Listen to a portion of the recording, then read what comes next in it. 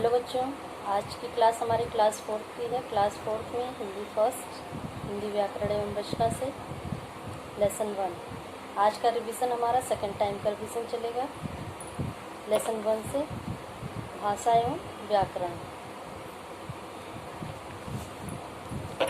भाषा क्या है? भाषा वह माध्यम है जिसके द्वारा हम एक दूसरे के मन के भावों और विचारों को एक दूसरे के सामने हम व्यक्त करते हैं। उसको व्यक्त करने का हमारा तरीका अलग अलग होता है।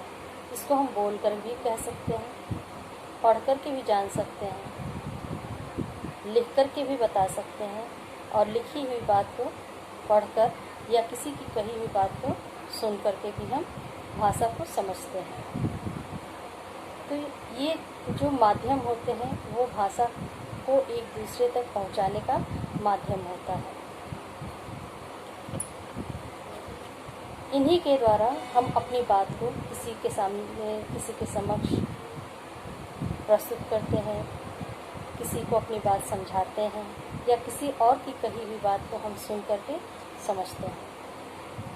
ऐसे कई उदाहरण हमारी बुक में दिए गए हैं जो पहले भी आपको हम 2 बार समझा चुके हैं और आज तीसरी बार आपको समझाने जा रहे हैं। जैसे उदाहरण में दिया गया है कि रंजना और कविता का। यहाँ उदाहरण दिया गया है कि रंजना क्लास में अपने फ्रेंड से बोलती है कि उसको हिंदी के जो टीचर हैं शर्मा सर, उन्होंने जो भी व्याकरण पढ़ाया वो उसकी समझ में अच्छे से आ गया। उसी बात को उसकी फ्रेंड जो है कविता कहती है कि हाँ, मुझे भी उनकी समझाई हुई सारी बातें अच्छे से समझ में आ गई हैं। ये जो कहने और सुनने का या समझाने का जो तरीका था वो सब भाषा के द्वारा ही संभव हुआ है। फिर इसके बाद अगला उदाहरण है कि युवराज अपनी कक्षा में प्रथम आया है, यानी फर्स्ट आया है, और वो इस बात की खबर अपने मामा को देना चाहता है। तो इस बात को वो अपने मामा को फ़ोन के द्वारा बता रहा है। ये भी संचार का एक माध्यम हो गया, यानी भाषा को आदान प्रदान करने का एक उदाहरण है, हमारा एक माध्यम है ये। जैसे अब उसने अपने मामा को अपनी बात को कहा, लेकिन कैसे कहा? फ़ोन पर कहा और मामा ने सुना। ये कहना और सुनना भाषा का ही एक माध्यम है। अपनी बात को व्यक्त करना, अपनी बात को समझाना, ये सब भाषा के द्वारा ही संभव होते हैं। अब तीसरा उदाहरण है हमारा पिताजी समाचार पत्र पढ़ रहे हैं। अब पिताजी समाचार पढ़ रहे हैं, अखबार से पढ़ रहे हैं। अखबार में जो समाचार छपा है उसको उन्होंने देखा, पढ़ा और पढ़ करके उस चीज़ को जाना। ये पढ़ना भी एक भाषा का माध्यम हो गया। उन्होंने समाचार को समझा, जाना जो उस अखबार में छपा है। तो ये सारे जो माध्यम होते हैं ये भाषा के ही माध्यम हैं, भाषा को व्यक्त करने के तरीके होते हैं। अब इसके बाद आता है भाषा के प्रकार। तो यहाँ भाषा के हमारे 3 प्रकार, दो प्रकार होते हैं। तीसरा तो हम औपचारिक रूप से केवल इसका हम प्रयोग करते हैं। अगर कहा जाए भाषा कितने प्रकार की होती है तो हम 2 ही प्रकार इसके बताएंगे। पहला है लिखित भाषा। लिखित भाषा क्या है? जब हम अपनी बात को, अपने विचारों को लिख करके व्यक्त करते हैं, किसी को समझाते हैं, वह भाषा का लिखित रूप होता है। ये लिखित भाषा जो हमारी होती है इसको हम कितना भी समय तक इसको हम सुरक्षित रख सकते हैं। इसे सीखने के लिए सतत अभ्यास की ज़रूरत होती है, यानी भाषा को लिखने का जो तरीका है उसका अभ्यास हमें होना आवश्यक होता है। लिखित चीज़ों को हम सुरक्षित रख सकते हैं जितने समय तक हम इसको संभाल कर रखना चाहें। अब इसके बाद दूसरा हमारा तरीका आता है मौखिक भाषा। मौखिक भाषा क्या है?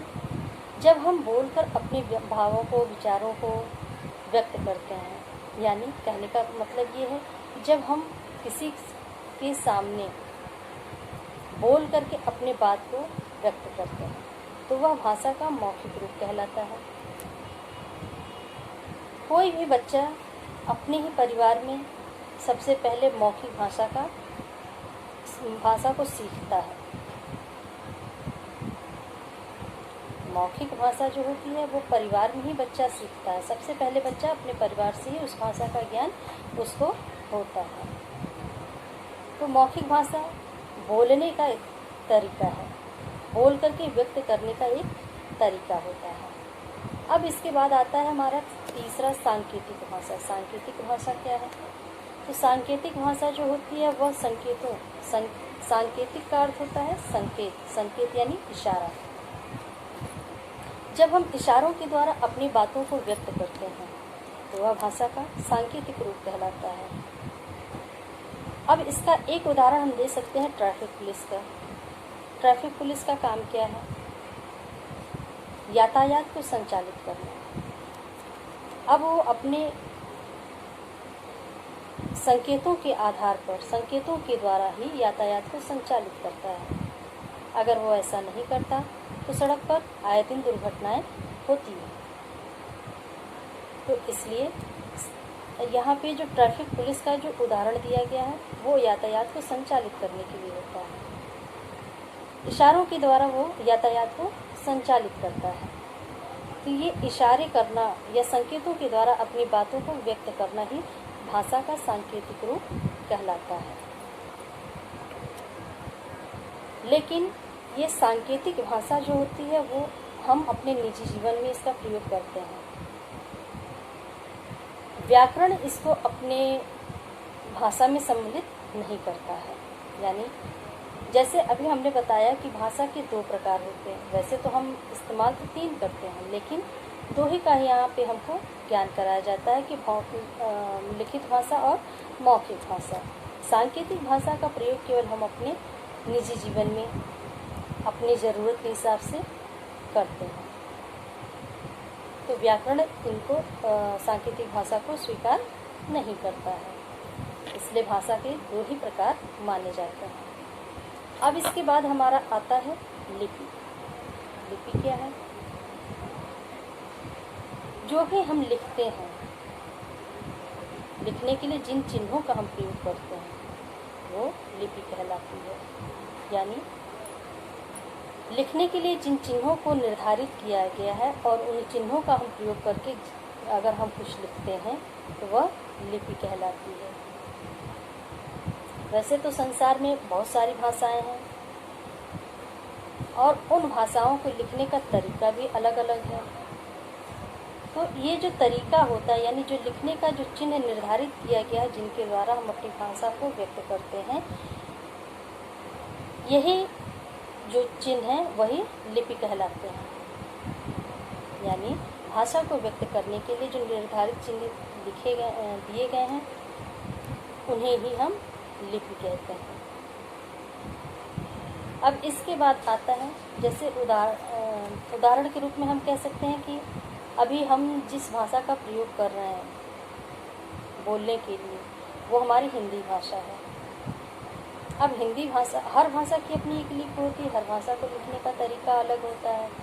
तो भाषा को जो लिखने का तरीका है वही लिपि है।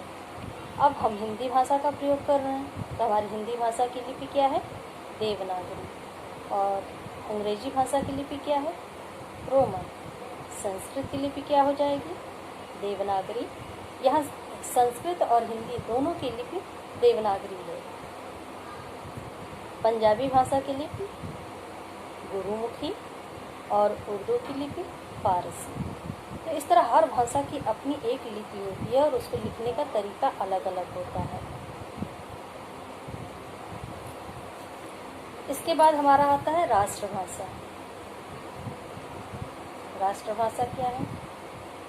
जिस भाषा का प्रयोग किसी भी राष्ट्र के यानी किसी भी देश के लोगों के द्वारा जब सबसे अधिक उसका प्रयोग होगा,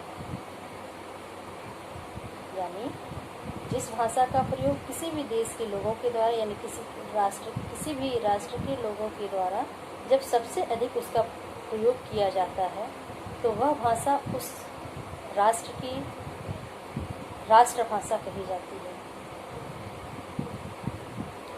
इसे हम राजभाषा भी कहते हैं। राजभाषा कहें या राष्ट्रभाषा, दोनों एक ही है। हमारा जो ये राष्ट्रभाषा है या राजभाषा है, इसमें ही हमारे जितने भी नियम कानून जो भी होते हैं, जितने भी लिखित दस्तावेज होते हैं, वो सब इसी भाषा में लिखे जाते हैं। जैसे हर किसी का साल में एक दिन आता है, जैसे आपका बर्थडे आता है, उसी प्रकार से हर किसी का कहीं ना कहीं से देखा जाए तो एक तरह से एक दिवस के रूप में उसको हम मनाते हैं। तो उसी तरह से हिंदी भाषा को जो संविधान में मान्यता दी गई वो है 14 सितंबर। राष्ट्रभाषा के रूप में इसको मान्यता मिली, इसलिए 14 सितंबर को हम हिंदी दिवस के रूप में मनाते हैं। अंग्रेजी भाषा जो है वो है अंतर्राष्ट्रीय भाषा। अंतर्राष्ट्रीय भाषा ये क्यों मानी गई है? क्योंकि इसी भाषा के द्वारा हम दूसरे देशों में, या कह सकते हैं कि जितने भी देश हैं लगभग सभी देशों में अंग्रेजी भाषा जानी और पढ़ी जाती है, समझी जाती है। इसलिए अंग्रेजी भाषा को अंतर्राष्ट्रीय भाषा का दर्जा दिया गया है। इसके बाद हमारा आता है प्रादेशिक भाषा। प्रादेशिक भाषा क्या है? जैसे हम कह सकते हैं जैसे भारत देश हमारा है, भारत देश में अलग कितने प्रांत हो गए? प्रांत यानी स्टेट समझ में आ रहा है ना? स्टेट को ही हिंदी में प्रदेश बोलते हैं। स्टेट को हिंदी में हम प्रदेश बोलते हैं। अब यहाँ पे प्रादेशिक भाषा के बारे में हमको जानना है। प्रादेशिक भाषा यानी जो भाषा जिस प्रदेश की है। ये समझ में आ रहा है? कहने का तात्पर्य ये है कि जैसे हर प्रदेश की एक अलग भाषा होती है। मान लीजिए गुजरात प्रदेश है तो उस प्रदेश की भाषा हमारी क्या होगी? गुजराती। पंजाब की भाषा पंजाबी, महाराष्ट्र का मराठी। तो हर प्रदेश की अपनी एक अलग भाषा होती है। वही भाषा उस प्रदेश की प्रादेशिक भाषा कहलाती है, जो उस प्रदेश तक ही सीमित रहती है। ऐसा नहीं है कि महाराष्ट्र में अगर मराठी बोली जा रही है तो हम यूपी में हैं, यूपी में हम मराठी का प्रयोग करेंगे? नहीं। यूपी में हमारा हिंदी चलता है, महाराष्ट्र में मराठी। तो इसी प्रकार से हर प्रदेश की अपनी एक भाषा होती है और वह भाषा उस प्रदेश तक ही सीमित होती है। उसका दूसरे प्रदेश से कोई लेना देना नहीं होता है। ये अलग बात है कि अगर कोई उस प्रदेश का व्यक्ति किसी दूसरे प्रदेश में जाता है तो उसको अपने प्रदेश की भाषा का प्रयोग नहीं करना करेगा। अगर वो तो जिस प्रदेश में वो गया उस प्रदेश के लोगों को उस भाषा का अगर ज्ञान नहीं है तो उसका प्रयोग किया हुआ भाषा, यानी अगर वो किसी ज़रूरत से उस भाषा का प्रयोग कर रहा है तो उस प्रदेश के लोग उस भाषा का अगर उनको ज्ञान नहीं है तो उसकी बात उनकी समझ में नहीं आएगी। तो इसीलिए समझाया जा रहा है कि जो प्रादेशिक भाषा होती है वह प्रदेश के लोगों तक ही सीमित होती है।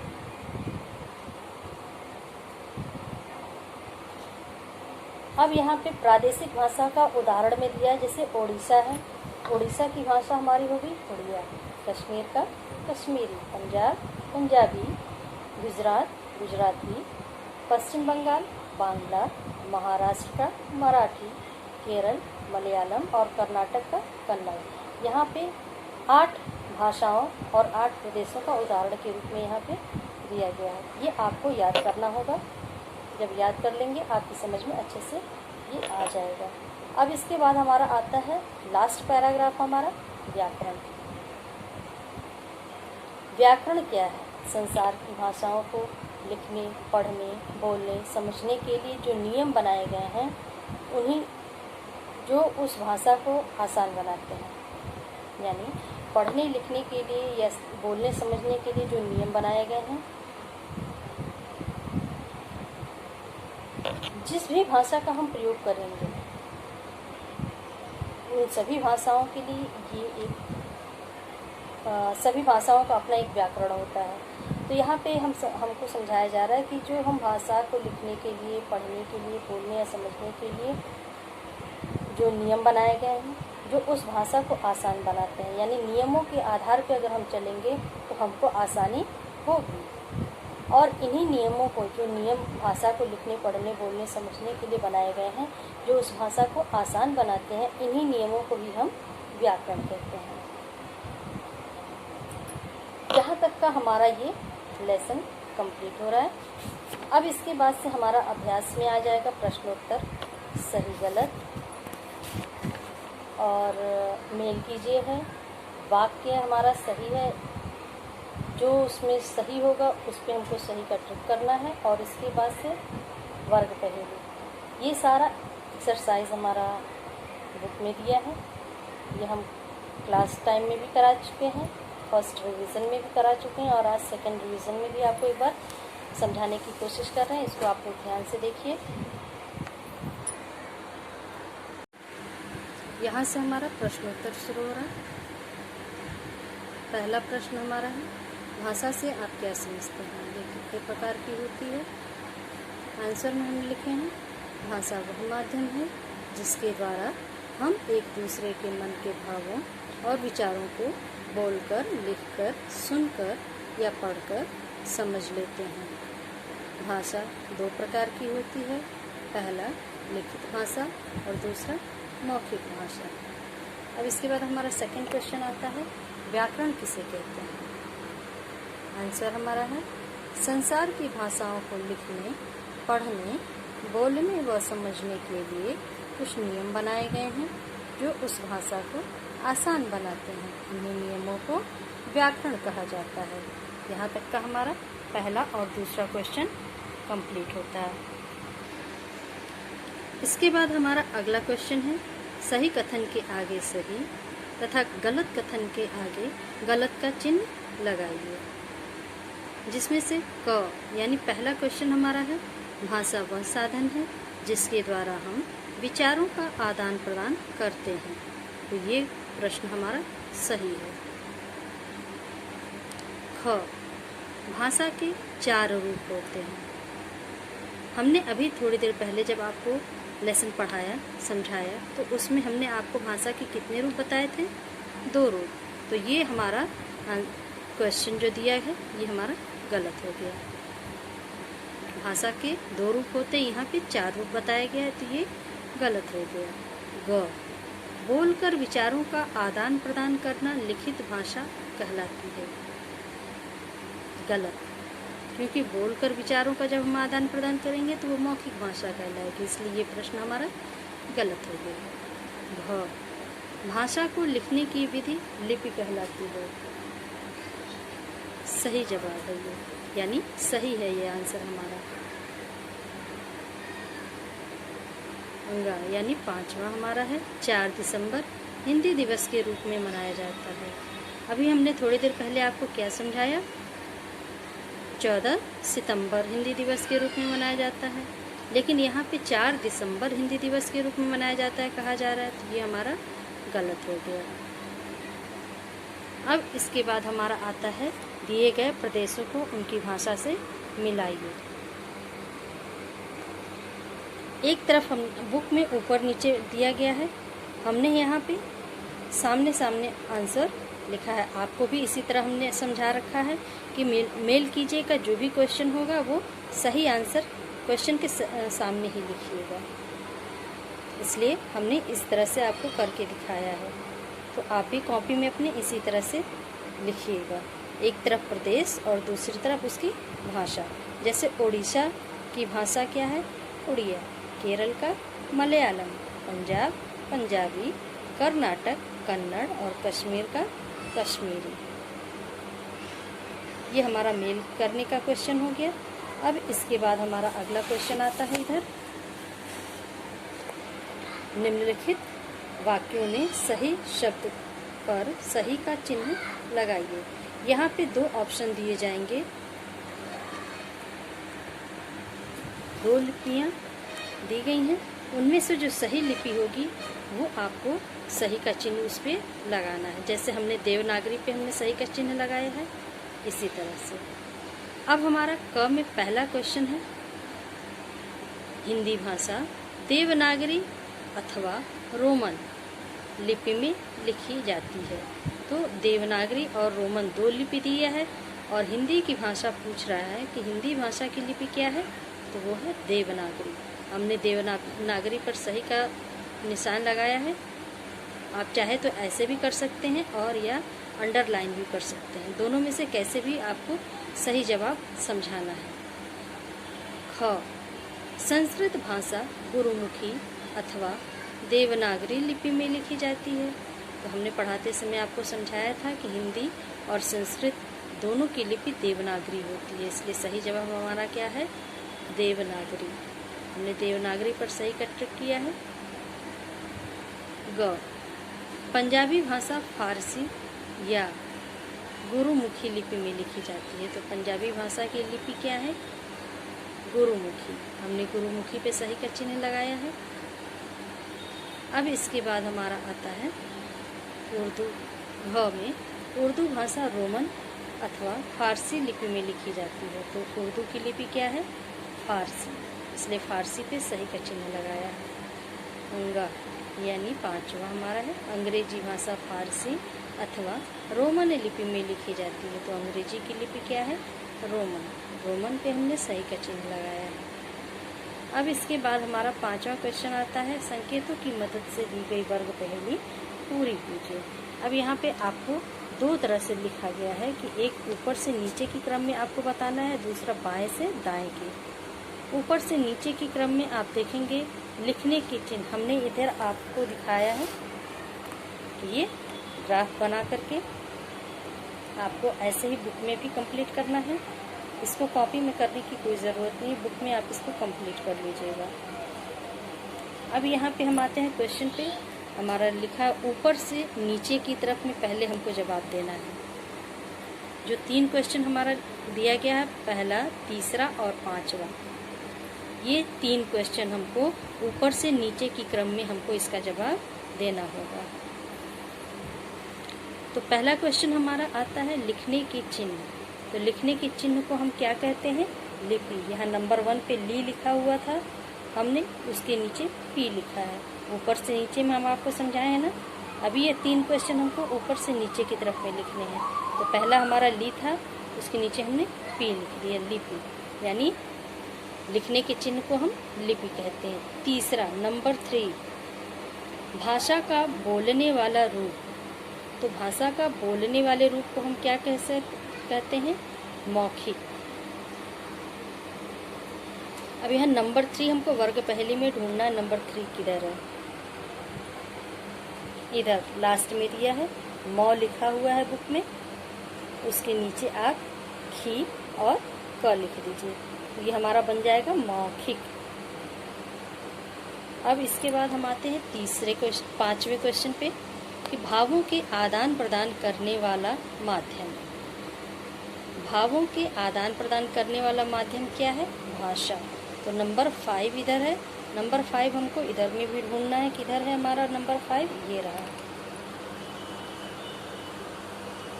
भा लिखा हुआ है बुक में, हमने उसके नीचे शा लिख दिया, तो हमारा क्या बन गया, भाषा। अब फिर वापस आते हैं, बाएं से दाएं की तरफ अब हमको जाना है। तो बाएं से दाएं की तरफ जब हम चलेंगे तो नंबर 2 पर हमें क्या लिखा गया है, अंतर्राष्ट्रीय भाषा। तो हमारी अंतर्राष्ट्रीय भाषा क्या है, अंग्रेजी। अब हम नंबर 2 इधर ढूंढेंगे, कहाँ है, ये रहा सबसे ऊपर नंबर 2। नंबर 2 पे अंग लिखा हुआ है, ह लिखकर चंद्र बिंदु लगा है, अंग। अब उसके बाद हमको यहाँ पे आपको हमने बताया था कि बाएं से दाएं की तरफ हमको लिखना है, तो अंग लिखा है। अब बाएं से दाएं की तरफ हम जब जाएंगे तो ग, रे और जी हमने लिख दिया। तो हमारा शब्द बन गया अंग्रेजी। अब इसके बाद फिर वापस आते हैं क्वेश्चन नंबर 4। 2 के बाद 4, हिंदी की लिपि। हिंदी की लिपि क्या है? देवनागरी। अभी हम आपको समझाए थे कि हिंदी की लिपि देवनागरी। अब यहाँ नंबर 4 पर दिया है, तो हमको भी इधर नंबर 4 ढूंढना है। कहाँ पे है हमारा नंबर 4? ये रहा, दे लिखा हुआ है नंबर 4 पर। दे हमको क्या लिखना है? व ना ग री, देवनागरी। हिंदी की लिपि क्या है? देवनागरी। अब वापस आते हैं क्वेश्चन पे हम। 4 के बाद हमारा नंबर 6 है। 6 पर क्या लिखा है? केरल की भाषा। केरल की भाषा क्या है? मलयालम। अब हमको नंबर 6 इधर ढूंढना है, ग्राफ में एकदम नीचे में दिया है नंबर 6। 6 पर हमारा म लिखा है। उसके बाद हमने क्या लिखा? ल या ल म। हमारा क्या हो गया शब्द? मलयालम। अब इस तरह से हम फिर वापस आते हैं क्वेश्चन पे। 6 के बाद 7 नंबर पे है उड़िया बोलने वाला प्रदेश। तो उड़िया बोलने वाला प्रदेश कौन सा है? ओडिशा। कौन सा है? ओडिशा। अब हम नंबर 7 इधर ग्राफ में ढूंढेंगे। ये रहा, ओ लिखा हुआ है, हमने ड़ी और शा लिख दिया। हमारा शब्द बन गया ओडिशा। यहाँ तक का हमने कर लिया। ये हमारा ग्राफ हो गया, ये हमारा क्वेश्चन हो गया। बुक में आपका ये ग्राफ बना हुआ दिखाया गया है। आपको उसमें शब्द को इसी तरह से भरना है। यहाँ तक का हमारा हो गया रिवीजन कंप्लीट। अब हम आपको होमवर्क देते हैं। हाँ, यहाँ से हमारा गृह कार्य होमवर्क को हम हिंदी में क्या कहते हैं? गृह कार्य। तो गृह कार्य यहाँ से हमारा है। आप इसको डायरी में अपनी नोट करेंगे। परिभाषा को लिखना और याद करना है। जो परिभाषा भी हम आपको 2 बताए थे, एक भाषा की परिभाषा और दूसरा व्याकरण की परिभाषा। इन दोनों परिभाषाओं को आप लिख करके कॉपी में उसके बाद याद करिएगा। यहाँ तक का हमारा आज का रिवीजन, सेकंड टाइम का रिवीजन कंप्लीट होता है।